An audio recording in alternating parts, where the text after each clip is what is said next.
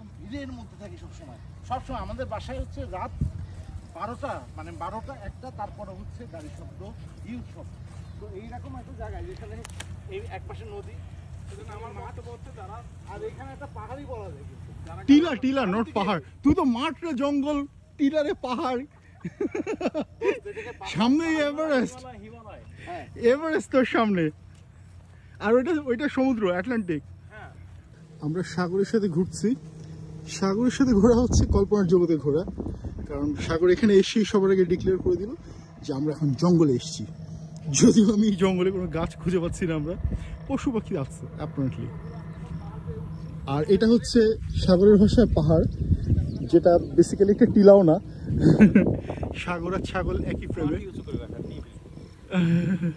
আমাদের সাগর এভারেস্টে যাচ্ছে। Sasha, sorry, মানে সাফা সাগর।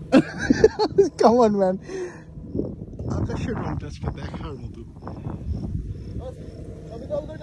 ভিডিও হচ্ছে তোর পাশে সাগরের পাশে, নিঃসন্দেহে এটা ইয়েস ইয়া সাগরের পাশে এটা আটলান্টিক। হ্যাঁ, অফকোর্স।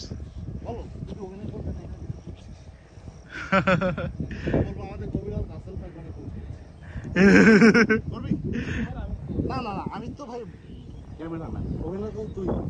তুই হচ্ছিস কি হিরো, অভিনেতা।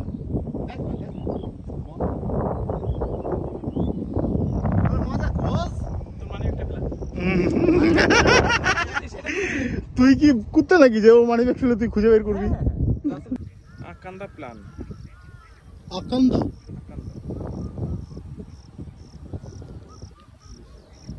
এই পাখিটার কি কি নাম? এই যে ডাক শুনতে পাচ্ছি, কোকিল কুকু কুকু করতেছে তো। আকাশের রংটা আজকে ভাই,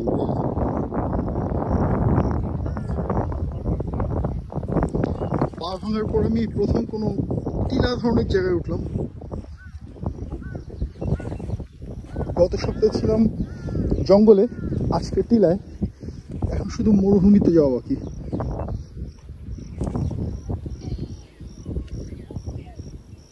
এখন সারা দেশে রাসেল ভাইপারের একটা বিশাল ক্রেজ চলতেছে,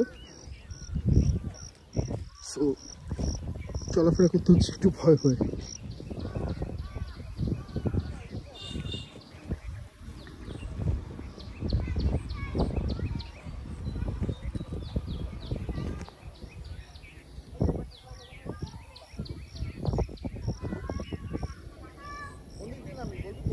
এই পাশে নামবো, এই পাশে খাড়া, তাহলে যেদিক দিয়ে আসছে ওদিক দিয়ে নামবো।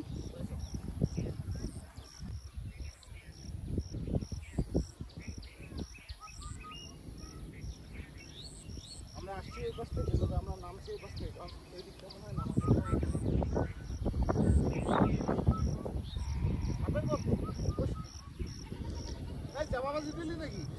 100% কল্লোল বসছে, তার মানে চাপাবাজি। আমরা খুলনার বটিয়াঘাটার পানখালি অঞ্চলের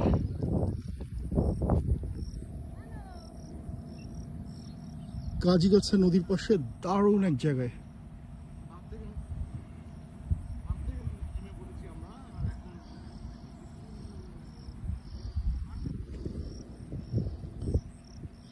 বললে কে বিশ্বাস করবে যে খুলনা শহরের এত পাশেই এত সুন্দর একটা জায়গা আছে। পুরো একটা জীবন কাটিয়ে দিলাম খুলনায়, আর আজ এসে জানলাম যে খুলনায় এত সুন্দর একটা জায়গা আছে। এটা সফলতা না ব্যর্থতা বুঝতে পারছি না।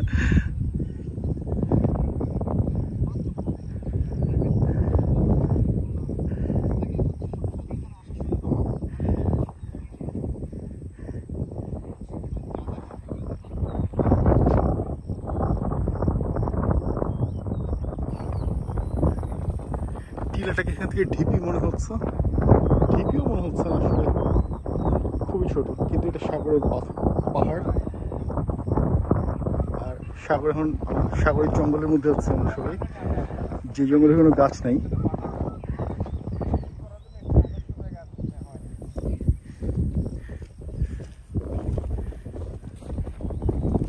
ওয়াও ম্যান, এত চমৎকার বাতাস এখানে, শোষো বাতাস, স্বর্গের মতো দৃশ্য। মনে হচ্ছে আমরা একদম পৃথিবীর আদিমতম কোনো সন্তান।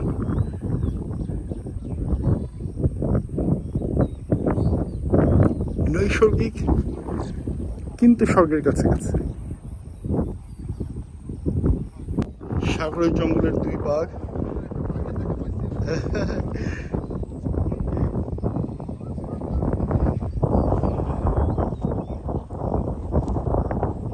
এটা হচ্ছে সাগরের জঙ্গলের বাঘ।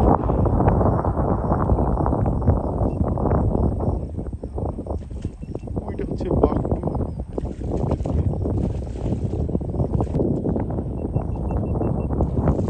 এটা হচ্ছে সাগরের জঙ্গলের গাছপালা। এটা কি কারো প্রাইভেট জায়গা? এদের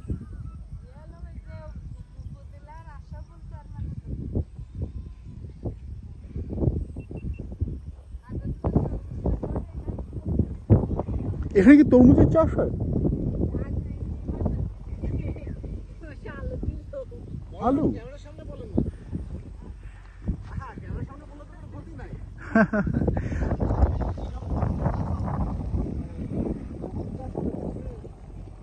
আর এই জায়গাটা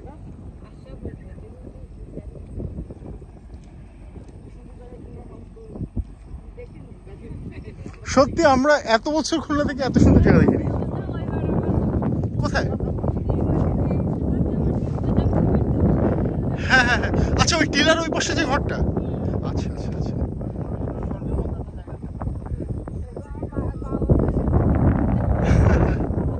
এখানে তো আপনার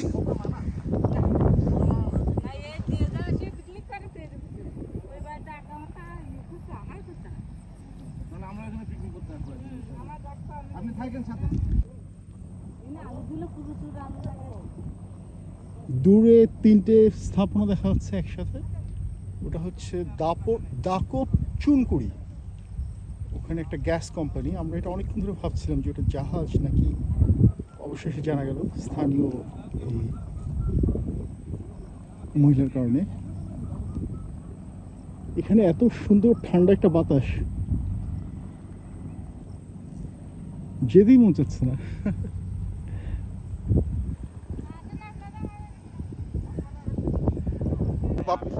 আমার ভাই যে পরিমাণ টাকা, হ্যাঁ আমি যদি আমার ভাই থেকে থাকতাম আজকে এক সব করে ডাকতাম, টাকা আছিস এই দলিল নিয়ে এক্ষুনি কোনো যাবো না আমি, আগে দলিল কর। প্রত্যেকটা করে ব্যাগ উঠাও আর কাগজে সই করো। হ্যাঁ কাগজে সই করো আর ব্যাগ উঠাও, টাকা দাও, টাকাটা এই বস্তা করে টাকা দে, যতটুকু আছে কাজে ডাক। ইমান আমি ডাক মাপ তো সরকারি জমি, তারপর মাপ নে।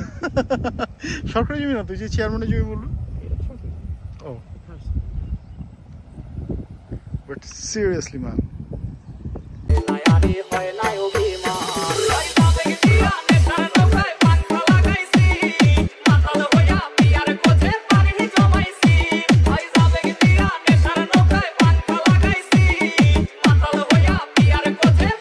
এই গাছটার নাম যেন কি বললি? আকান্দা গাছ। আকান্দাটা ইন্ডিয়ান নেম, বাংলা নেমটা ঠিক জানি না। হ্যাঁ, কি নাম? আকান্দা।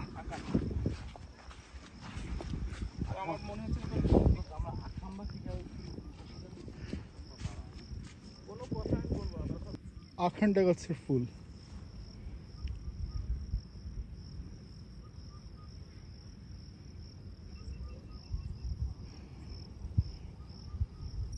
এটা হচ্ছে সাগরের সেই পাহাড় যেটা বেবে আমরা উপরে উঠেছিলাম। এখন ফেরার সময় আকাশের রং তো এখনো ভালো লাগতেছে।